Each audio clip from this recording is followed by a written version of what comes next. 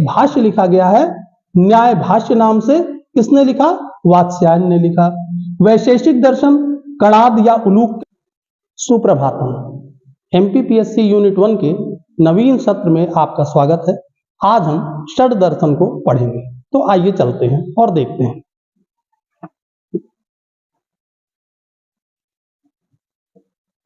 दर्शन जो कि 6 हैं और कुछ और भी हैं, तो हम आज उनका अध्ययन कर रहे हैं। दर्शन क्या चीज है? देखना। किसको देखना? सत्य को देखना। सत्य को कैसे देखेंगे? सत्य की जांच करें या सत्य की खोज करें। तो इसके लिए अनेक परंपराएं हैं। तो दो मेन परंपराएं हैं, आस्तिक और नास्तिक। तो आस्तिक दर्शन वेदों को सत्य मानते हैं और वेदों की सत्ता को मानते हैं, ईश्वर केंद्रित हैं। जबकि नास्तिक दर्शन है वो वेदों में विश्वास नहीं करते, वेदों को नकारते हैं और मानव केंद्रित दर्शन है। तो दो चीजें हो गई, दो तरह की धाराएं हैं, आस्तिक धारा और नास्तिक धारा। अब इसमें हम देखते हैं आगे क्या है। आस्तिक नास्तिक। आस्तिक में 6 प्रकार के मुख्य दर्शन हैं, सांख्य, योग, न्याय, वैशेषिक, पूर्व मीमांसा और उत्तर मीमांसा। नास्तिक दर्शनों में चार्वाक दर्शन, जैन दर्शन एवं बौद्ध दर्शन। तो ये हमारे मुख्य दर्शन हैं। आइए अब हम इनको विस्तार से देखते हैं। एक टेबल बनाई है, इस टेबल का आप स्क्रीनशॉट ले लें और इससे आपको याद करने में एक सुविधा हो जाएगी। एक ही जगह पर सभी चीजें मिल जाएंगी। दर्शन लिखे हैं, उनके प्रवर्तक लिखे हैं, प्रमुख ग्रंथ लिखे हैं, संबंधित टीका या भाष्य किसी ने किया तो वो और उनका भाष्यकार कौन है। तो देख लें, एक जल्दी से नजर डालते हैं। सांख्य दर्शन, प्रवर्तक कपिल मुनि है। इसका ग्रंथ सांख्य कारिका है और ईश्वर कृष्ण द्वारा रचित है। संबंधित कोई भी टीका नहीं मिलता है, भाष्यकार भी नहीं मिलते हैं। योग दर्शन, प्रवर्तक पतंजलि है, मुख्य ग्रंथ योग सूत्र है, कोई टीका या भाष्यकार नहीं है। न्याय दर्शन, गौतम प्रवर्तक है, मुख्य ग्रंथ न्याय सूत्र है और यहां पर इस पर एक भाष्य लिखा गया है, न्याय भाष्य नाम से। किसने लिखा? वात्स्यायन ने लिखा। वैशेषिक दर्शन कणाद या उलूक के द्वारा प्रवर्तित है, मुख्य ग्रंथ वैशेषिक सूत्र है। इससे संबंधित एक टीका मिलता है, पदार्थ धर्म संग्रह, और भाष्यकार प्रशस्त पाद हैं। पूर्व मीमांसा, जैमिनी इसके प्रवर्तक हैं। मीमांसा सूत्र प्रमुख ग्रंथ है, संबंधित टीका विस्तृत टीका है और भाष्यकार शबर स्वामी है। उत्तर मीमांसा, बादरायण इसके प्रवर्तक हैं। वेदांत सूत्र इसका ग्रंथ है और कोई टीका या भाष्यकार नहीं मिलते हैं। अब उत्तर मीमांसा से जहां पर अद्वैतवाद को प्रमुख बताया जा रहा है, वहां पर आगे निकलकर शंकर अद्वैतवाद नामक दर्शन देते हैं। तो ये अपने को ध्यान रखना है, ये आपके षड दर्शन में नहीं है लेकिन भारतीय दर्शन में सम्मिलित है, इनको आपको याद रखना है। अद्वैतवाद शंकर ने इसका प्रवर्तन किया और इन्होंने प्रस्थान त्रयी लिखी। प्रस्थान त्रयी क्या है कि उपनिषद, ब्रह्मसूत्र और गीता पर सम्मिलित टीका को प्रस्थान त्रयी कहा जाता था। प्राचीन समय में जिस किसी को भी अपने मत का प्रवर्तन करना होता था तो सबसे पहले उसे इन्हीं 3 ग्रंथों पर टीका लिखना होता था और उसके बाद ही वो अपने मत का प्रवर्तन कर सकता था। तो केवल शंकर ने ही नहीं बल्कि माधवाचार्य ने, रामानुजाचार्य ने और अन्य भी महान विभूतियों ने इस पर इस तरह की टीका लिखी है। तो अद्वैतवाद शंकर का है। प्रस्थान त्रयी में 3 ग्रंथ शामिल हैं। यहां पर यह प्रश्न बन सकता है कि निम्न में कौन सा ग्रंथ प्रस्थान त्रयी में नहीं है। तो ये 3 ये नाम दे दिए जाएंगे, एक कोई दूसरा दे दिया जाएगा। अब अद्वैतवाद ज्ञान मार्ग है और निर्गुण ब्रह्म की उपासना पर जोर देता है। अद्वैतवाद के बाद द्वैतवाद आता है, माधवाचार्य आनंद तीर्थ इसके प्रवर्तक है। फिर विशिष्टाद्वैतवाद आता है रामानुजाचार्य का। इसका प्रमुख ग्रंथ श्री भाष्य है। यह भक्ति मार्ग को बताता है और सगुण ब्रह्म की उपासना पर बल देता है। फिर लोकायत दर्शन है, हम पहले देख चुके हैं नास्तिक दर्शन में। तो लोकायत नाम है, चार्वाक इसके प्रवर्तक हैं और इसे भौतिकवादी दर्शन भी कहा गया। आगे चलते हैं हम। अब आ जाते हैं सांख्य दर्शन पर। तो सांख्य संख्या से संबंधित है, व्युत्पत्ति ही इसकी संख्या शब्द से हो रही है। सर्व प्राचीन दर्शन भी यही है। प्रतिपादक कपिल मुनि हैं। तो ध्यान रखिएगा, कपिल देव क्रिकेटर्स हैं और संख्या चाहिए उनको, तो कपिल देव सांख्य के प्रवर्तक हैं। प्रमुख ग्रंथ ईश्वर कृष्ण रचित सांख्य कारिका है। यहां पर सांख्य दर्शन में सत्कार्यवाद को बल दिया गया है, सत्कार्यवाद के बारे में बताया गया है। इसका अर्थ है कि किसी भी कार्य की उत्पत्ति के पूर्व ही कारण आ जाता है। अपनी उत्पत्ति के पूर्व कार्य का कारण में विद्यमान रहना, यानी यदि कोई कार्य हो रहा है तो उसका कारण पहले से विद्यमान है, यही सत्कार्यवाद है। तो हमको यह ध्यान रखना है कि सत्कार्यवाद सांख्य दर्शन से जुड़ा हुआ है और इस सत्कार्यवाद का प्रमुख ग्रंथ तत्व समास है, यह ध्यान रखना है। अब यहां पर संख्या की बात की गई, तो किनकी संख्या? तत्वों की संख्या। 25 तत्वों की बात की गई। यहां पर 25 तत्वों के यथार्थ ज्ञान द्वारा तीनों दुख, 3 तरह के दुख माने गए, भौतिक दुख, दैविक दुख और आध्यात्मिक दुख, इन तीनों से मुक्ति संभव है। 25 तत्व कौन कौन से हैं? मूल प्रकृति, महत्व, अहंकार, मन, 5 तन मात्राएं, 5 पंच स्थूल भूत और 10 इंद्रियां और 1 पुरुष, ये सब मिलकर 25 तत्व कहलाते हैं। आगे इसमें बताया गया कि जगत की उत्पत्ति ईश्वर से नहीं अपितु प्रकृति से होती है। तो प्रकृतिवादी धर्म है, प्रकृतिवादी दर्शन है, ये ध्यान रखिएगा कि जगत की उत्पत्ति प्रकृति से यहां पर बताई गई है। 4वीं सदी में सांख्य दर्शन में प्रकृति के अतिरिक्त एक और तत्व पुरुष जुड़ गया। तो प्रकृति धन पुरुष, 2 चीजें हो गई, दोनों को सृष्टि का कारण माना गया और इस तरह से नया मत यहां पर बन गया कि प्रकृति व पुरुष दोनों के मेल से जगत की उत्पत्ति होती है। अब 2 चीजें आ गई, अर्थात द्वैतवादी दर्शन है। तो ये भी यहां पर प्रश्न है कि द्वैतवादी दर्शन कौन सा है? तो सांख्य दर्शन द्वैतवादी है। ये ध्यान रखना है अपने को, प्रकृति और पुरुष की बात कर रहा है। प्रकृति को क्या माना गया? त्रिगुणात्मक माना गया। तो ध्यान रखिएगा कि प्रकृति के 3 गुण कौन हैं? तो ये प्रश्न बन सकता है कि प्रकृति का कौन सा गुण नहीं है? तो सतगुण, रजोगुण, तमोगुण, तो इनके अलावा भी कोई एक ऑप्शन दिया जा सकता है। तो त्रिगुणात्मक है, 3 गुण है, सतगुण अच्छे गुण है आपके, दूसरे रजोगुण राजसी गुण है, तमोगुण तामसिक आलस्य वाले गुण है, सतगुण को एकाग्रता से माना गया, एकाकार किया गया, रजोगुण चंचलता को बढ़ाता है और तमोगुण आलस्य को बढ़ाता है। अब सांख्य दर्शन मोक्ष की प्राप्ति कैसे बताता है? देखिए, जितने दर्शन हैं सबका मुख्य काम यही है, यह बताना कि हमें मोक्ष की प्राप्ति कैसे हो, आत्मा जन्म और मरण के बंधन से मुक्त कैसे हो जाए। तो सांख्य दर्शन क्या कह रहा है कि यथार्थ ज्ञान से, कैसे? प्रत्यक्ष, अनुमान एवं शब्द से। ज्ञान कहां से मिलेगा? प्रत्यक्ष मिलेगा या अनुमान से मिलेगा या शब्द प्रमाण से मिलेगा। शब्द प्रमाण अर्थात जो वेदों में कहा गया से मोक्ष की प्राप्ति हो सकती है, अर्थात मानव को दुखों से हमेशा के लिए छुटकारा मिल जाता है। कैसे मिलेगा? आपको ज्ञान प्राप्ति हो जाए तो आपको मोक्ष की प्राप्ति हो जाएगी। एक खास बात, गीता का निष्काम कर्म योग इसी सांख्य दर्शन से प्रेरित है। श्रीमद् भागवत गीता में अधिकतम चीजें सांख्य की ही वर्णित है। तो ये हमको ध्यान रखना है। ये प्रश्न बन सकता है कि गीता किस दर्शन से प्रेरित है या निष्काम कर्म योग की प्रेरणा किस दर्शन से संबंधित है? तो हमें ये बताना है कि सांख्य दर्शन से संबंधित है। आगे देखते हैं हम। अगला हमारा दर्शन है योग दर्शन। प्रवर्तक कौन है इसके? योग दर्शन प्रवर्तक इसके पतंजलि हैं और इसकी प्रमुख रचना योग सूत्र है, अर्थात योग से मोक्ष का मार्ग बताने वाला जो दर्शन है वो है योग दर्शन। प्रमुख इसमें बात जो कही गई, अष्टांग योग की बात कही गई है। अष्टांग योग में कौन शामिल है? यम, नियम, आसन, प्राणायाम, प्रत्याहार, धारणा, ध्यान एवं समाधि। ये चीजें 8 चीजें हैं अष्टांग योग में है। अब इन्हें हम थोड़ा एक जल्दी से देखते हैं। पहला यम है। यम में 5 महाव्रत बताए गए। तो 5 महाव्रत कौन से हैं? सत्य, अहिंसा, आस्तेय, अपरिग्रह एवं ब्रह्मचर्य। तो सत्य, हमेशा सत्य बोलें, सत्यम ब्रूयात। फिर अहिंसा, जीवों के साथ हिंसा नहीं करें। सत्य, अहिंसा, अस्तेय, अर्थात चोरी न करें, अपरिग्रह जरूरत से ज्यादा धन का संचय न करें, और ब्रह्मचर्य व्रत का पालन करें। तो ये यम बताए गए।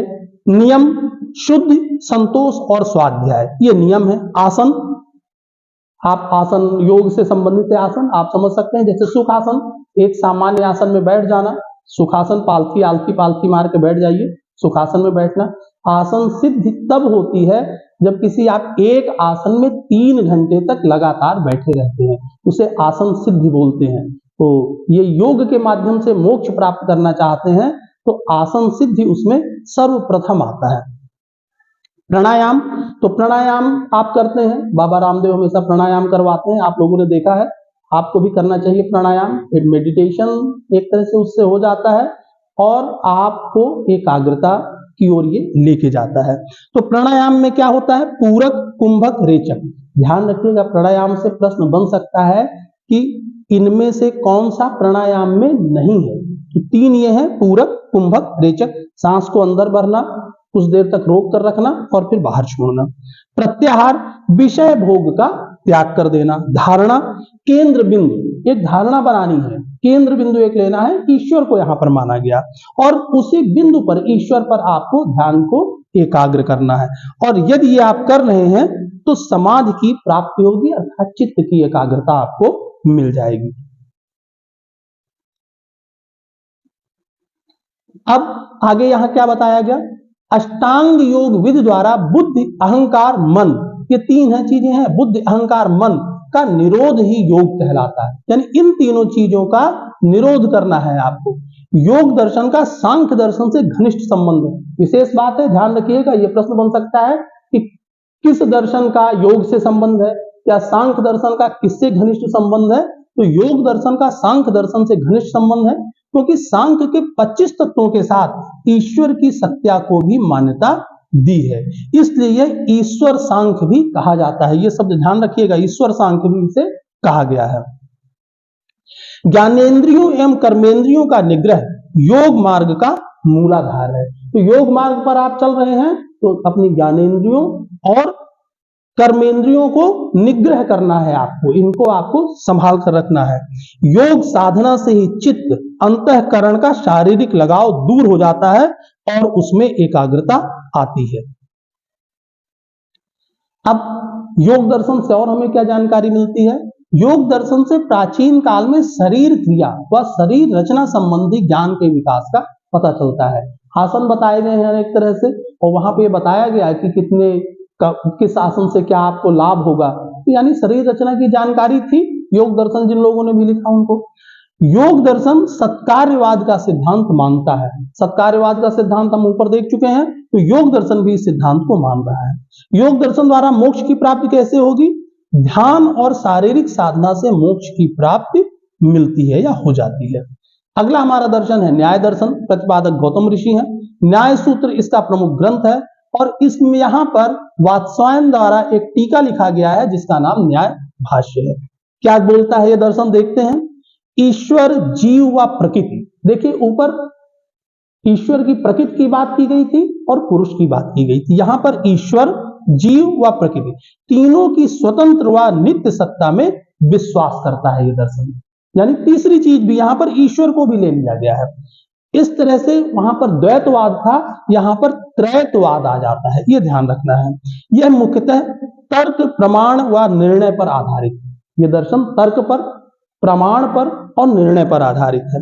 तर्क का प्रयोग कैसे किया जा सकता है, तो यह छोटा सा एक उदाहरण है कि पर्वत अग्नियुक्त है, ऐसा हमने मान लिया। कैसे मान लिया, क्योंकि वहां धुआं दिखाई दे रहा है।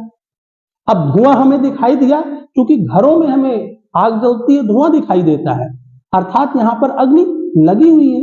तो इसी तरह से पर्वत में यदि हमें धुआं दिखाई दे रहा है अर्थात वह अग्नियुक्त है। एक छोटा सा किस्सा और है यहां पर।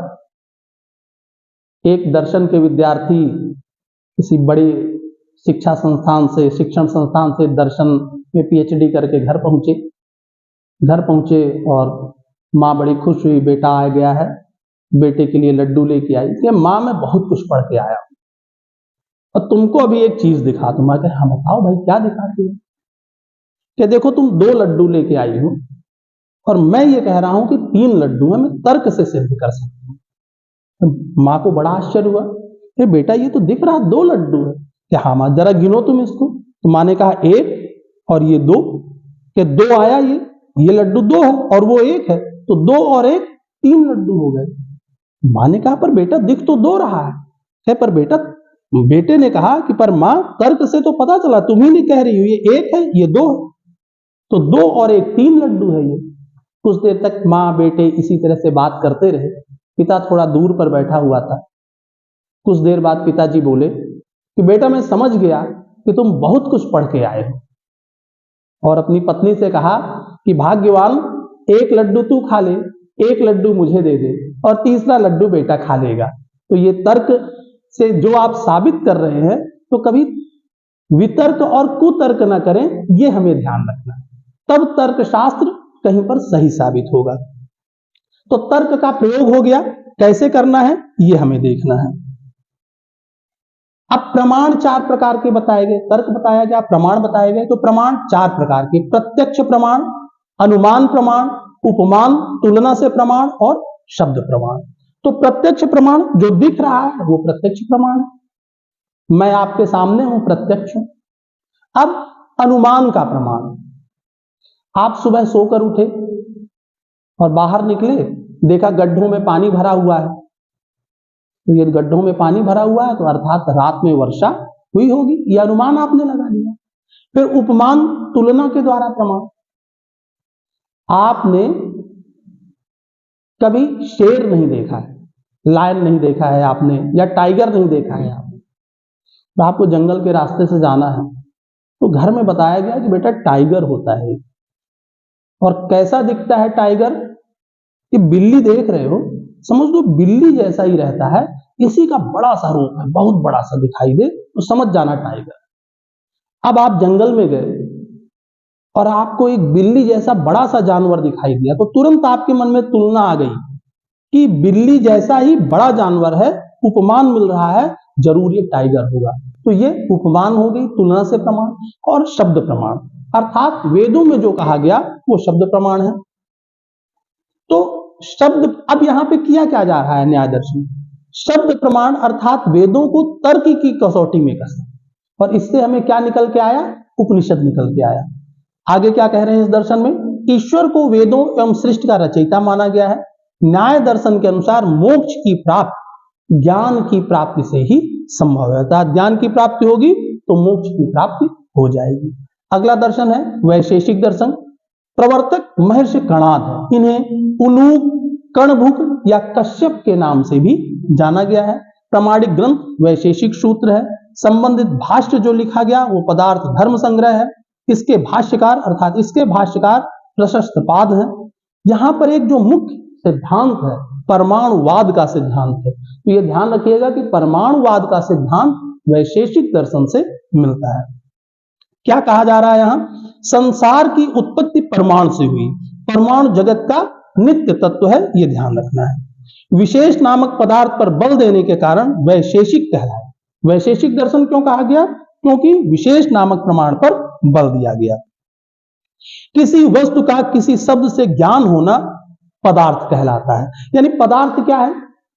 हम किसी चीज को कह रहे हैं कि ये टेबल है या ये मोबाइल है, तो वो क्या चीज है? हमें शब्द मिल रहा है एक मोबाइल, और वो शब्द किसको बता रहा है? किसी वस्तु को बता रहा है। तो शब्द से वस्तु का ज्ञान हो रहा है तो वो पदार्थ कहा जा रहा है उसे।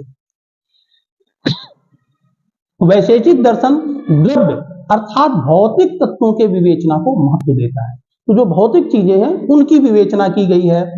ईश्वर की सत्ता में विश्वास करता है, तो ये ध्यान रखिएगा कि ईश्वर की सत्ता में ये विश्वास करता है। कर्म फल, स्वर्ग, मोक्ष आदि पर भी विश्वास करता है। सामान्य और विशेष के बीच में भेद भी ये करता है। सत्कार्यवाद के सिद्धांत को नहीं मानता। अब ये ध्यान रखिएगा यहां पर, वैशेषिक दर्शन सत्कार्यवाद के सिद्धांत को नहीं मानता है। वैशेषिक दर्शन के अनुसार कार्य की उत्पत्ति सर्वथा नवीन होती है। सत्कार्यवाद क्या कह रहा था? कि कोई कारण पहले से मौजूद रहता है तब कार्य की उत्पत्ति होती है। यहां कहा जा रहा है कि कार्य की उत्पत्ति नवीन होती है और इसका पूर्व में कोई कारण नहीं होता है। वैशेषिक दर्शन से ही भारत में भौतिक शास्त्र का आरंभ हुआ। ऐसा माना जाता है कि भारत में जो भौतिक शास्त्र का आरंभ है वो इसी वैशेषिक दर्शन से हुआ है।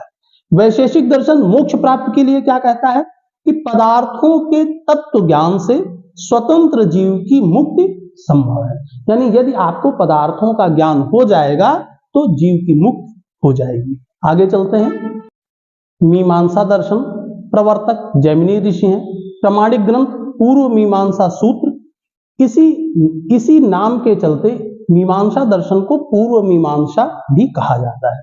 इससे संबंधित भाष्य विस्तृत टीका है। भाष्यकार शबर स्वामी है। मीमांसा अर्थात तर्क करने और अर्थ लगाने की कला। कैसे तर्क करना है और उसका अर्थ किस तरह से करना है। लेकिन इसमें तर्क का प्रयोग अर्थात मीमांसा दर्शन में तर्क का प्रयोग वैदिक अनुष्ठानों का औचित्य सिद्ध करने के लिए किया गया। यानी वेदों में जो यज्ञ हुए हो रहे हैं उनके औचित्य को सही ठहराया गया। यहां पर दो और प्रमाण बताए गए। आपने पहले 4 प्रमाण देख लिए कि 4 तरह के प्रमाण थे, तो यहां पर अर्थोत्पत्ति और अनुपलब्धि के 2 प्रमाण और बताए गए। यहां पर ज्यादा विस्तार में अपन नहीं जाएंगे। अनुपलब्धि प्रमाण कुमारिल भट्ट के द्वारा प्रतिपादित किया गया है, तो ये थोड़ा सा ध्यान रखिएगा। वैदिक कर्मकांडों के दार्शनिक महत्व को प्रतिपादित किया गया। कहां? मीमांसा दर्शन में। अनेकात्वाद का समर्थन करता है और कर्म को महत्व देता है। भ्रम की समस्या पर बात की गई है, यानी भ्रम है तो उसे दूर कैसे किया जाएगा ये बताता है। कर्म 3 तरह के माने गए यहां पर। कौन से? संचित कर्म, ऐसे कर्म जो संचित तो हो चुके हैं परंतु जिनका फल मिलना अभी प्रारंभ नहीं हुआ है।